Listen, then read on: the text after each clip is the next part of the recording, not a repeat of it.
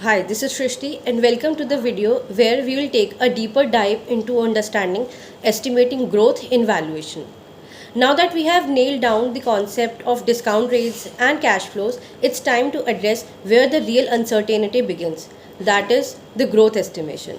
This is where the most people feel uncomfortable because it involves stepping into future. So it's less about facts and more about forecasts. And but in valuation, you have to just do it. You can't avoid it. There's no way around. So how do we do it is that we have three basic methods that I'll just break it down for you. So the first one is historical growth method. It's the simplest and most data driven approach. It talks about how fast the company has grown in over the past 3 5 or 10 years, but we also need to understand that historical growth is not just a single number. It varies depending on what metrics we have been using, like revenue, net income, operating income, or EPS. Another thing is the time window that we have selected and whether we are using arithmetic mean or the geometric mean. All these modern techniques like AI, machine learning, and advanced technologies can make this approach more robust. You can identify trends, detect anomalies, and clean the noisy data. These are all great tools for increasing confidence in our projections. But even with these tools, the core problem remains. As past performance is not always a reliable indicator of future growth, especially in industries that are disrupted by innovation, regulations, or macroeconomic changes. Next method, the second method is outsourced growth estimation. Here you rely on management or analyst forecasts. After all, managers should know about their businesses, right? So, but there is an issue.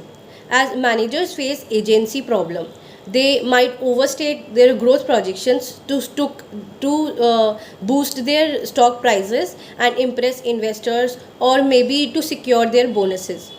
And these agency costs distort objectivity and can skew your valuation in favor of your company. Analysts, on the other hand, tend to focus on short term earnings per share and might not see the long term picture clearly. So studies shows that they are often over optimistic and poor predictors of long term growth. The third method is fundamental and intrinsic growth method. So this is the most reliable and internally consistent method. Here growth isn't just a magical number, but it is earned, and it depends on two things. Number 1, how well the company has reinvested, and number 2, how much the company has reinvested. So for equity earnings, we use growth as retention ratio into return on equity. And for operating income, we use growth as reinvestment rate and return on capital. So the return figures, whether ROE or ROC, is critical, but it's also the numbers most exposed to accounting noises. Since it depends heavily on book values and reported profits, still this approach keeps the focus whether it should be on fundamentals. The company has to earn its growth and not just inherit it from the past or claim it from the projections. Next, we'll talk about bonus, their efficiency growth, and top down models.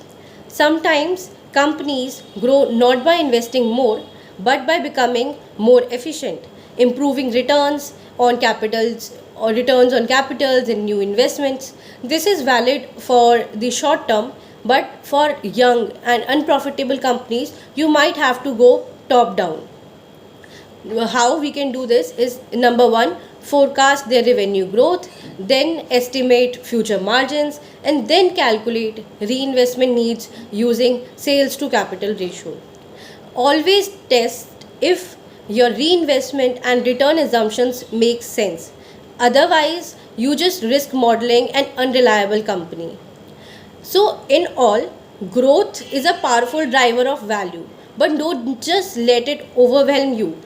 Use historical data and managerial biases, rely on fundamentals, and when you combine all these together, you then understand how companies endorse growth and not just endorse growth, and that they have to earn it. So I hope this would have helped you in understanding the concept better. See you in next one.